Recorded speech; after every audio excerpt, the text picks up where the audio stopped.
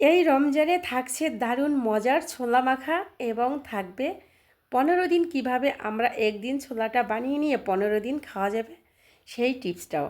তো প্রথমে এই ছোলাটাকে আমি ভিজিয়ে নেব। এখানে হাফ কেজি ছোলা আছে, তো আমি এখানে নিয়ে নিচ্ছি একটা বড় সাইজের বোলের ভিতরে। তো নিয়ে এখন আমি পরিষ্কার করে নিয়েছি।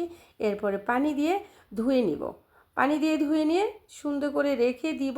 আমি এটা আগের দিন রাতে করেছি, পরের দিন সকালে খুব সুন্দর করে ভিজে যাবে। এই যে ভিজে গিয়েছে, একটা সসপ্যানে আমি এখানে বসিয়ে দিয়েছি চুলায় সিদ্ধ হতে। তো এক হাতে আমার ক্যামেরা আর এক হাতে আমি কাজ করছি, যার কারণে একটু ভিডিওটা এরকম হতে পারে, এই জন্য সরি।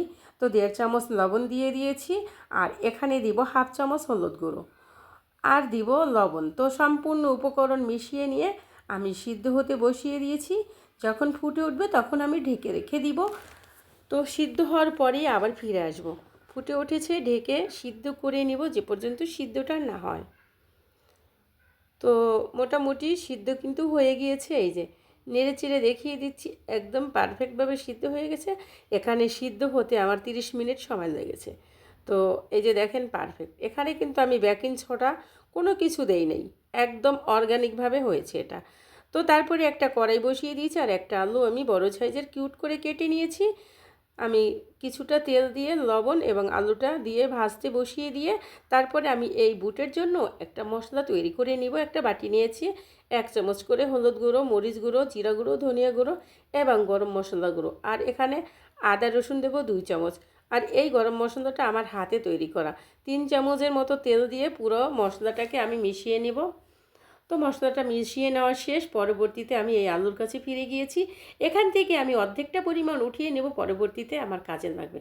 2টা মাঝারি সাইজের পেঁয়াজ কুচি করে দিয়ে দিয়েছি, আর ওই যে মশলাটা ওটাও দিয়ে সামান্য পানি দিয়ে কষিয়ে নেব। তো লবণ দিয়ে দিয়েছি পরিমাণ মতো, আর কষিয়ে নেওয়ার পরে একটা ম্যাশার দিয়ে আলুটাকে ম্যাশ করে নিচ্ছি। তারপর এখানে দিয়ে দেবো ছোলা বুট। নেড়ে চেড়ে সুন্দর করে আমি সম্পূর্ণ মশলার সাথে মিশিয়ে নেব ঠিক 5 মিনিটের মতো। আর এটা দেখতে কতটা লোভনীয়, তাই না? দেখেই খেতে মন চাচ্ছে। তো এভাবে করে বক্সে নিয়ে আপনারা ডিপ ফ্রিজে রেখে দিতে পারেন। তো এখন আমি গরম মশলা 1 চামচ এবং সামান্য পেঁয়াজ বেরেস্তা দিয়ে নামিয়ে নেব। তো একটা বক্সে করে 15 দিনের জন্য একদম রেখে দিতে পারেন ডিপ ফ্রিজে। খাওয়ার কিছুক্ষণ আগে বের করে গরম দিয়ে সুন্দরভাবে খেয়ে নিতে পারেন, মানে মুড়ি ভাতের সাথে হোক, এভাবে ছোলা মেখে হোক, টেস্টটা অসাধারণ লাগে। তো আমি এখানে কিছু একটা লেবু, টমেটো, খিরাই, এরপরে পেঁয়াজ কুচি, কাঁচামরিচ কুচি, ধনেপাতা কুচি, 1 টুকরা লেবু দিয়ে সুন্দর করে ছোলাটাকে মেখে নিয়েছি, সামান্য বিট লবণ এবং উপর দিয়ে দিয়েছি পেঁয়াজ বেরেস্তা। দেখেন, দেখেই কিন্তু খেতে মন চাচ্ছে। রেসিপিটা এই পর্যন্তই, পরবর্তীতে দেখা হবে।